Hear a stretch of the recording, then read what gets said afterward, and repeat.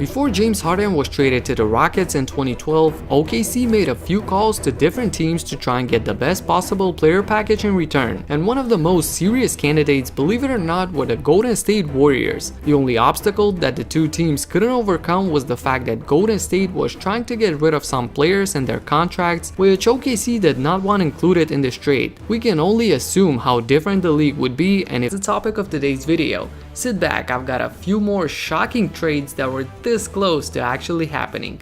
What up everybody, my name is Stefan and this is Heat Check. Let's get into it. Speaking of dynasties, you'll be staggered to find out that Tim Duncan already had most things agreed upon with the Orlando Magic. Back when Grant Hill was there, Tracy McGrady was entering his prime and Doc Rivers was the coach. Imagine adding possibly the best power forward of all time to this team. And this super team never happened, possibly because of one single thing that Doc Rivers said. Here's the story that Grant Hill told on ESPN. I was at the dinner with Tim Duncan when someone in Tim's entourage asked Doc if significant others can travel on the plane, and Doc said no, and the whole energy at the table went down. My wife was later like, he should have just lied. In the video, you can see T-Mac's pain as he had to hear this story one more time. I guess that's how you ruin a super team in one word. Moving on. People don't realize how close Kobe Bryant was to going to Chicago in 2007. This was actually his preference, and years later when asked if it really was that serious, Bryant admitted that he had already started looking for houses in Chicago. The reason for this is the fact that after the Lakers sent Shaq to Miami and broke up the whole team, Kobe had a few forgettable seasons on a Laker team that was seemingly going nowhere. So Bryant requested a trade himself. His preferred choice were the Bulls, and the deal came extremely close to happening.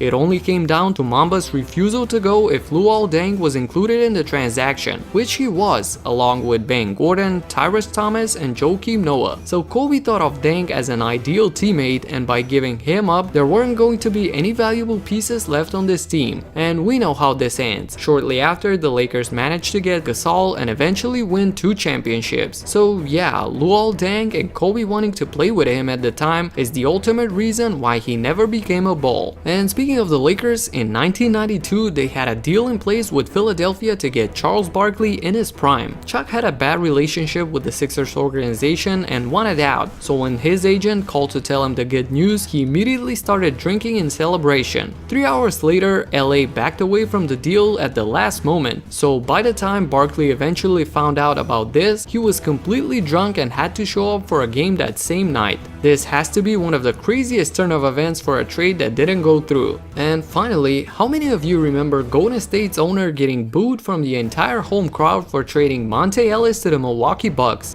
When you speak of Warriors history, there's no one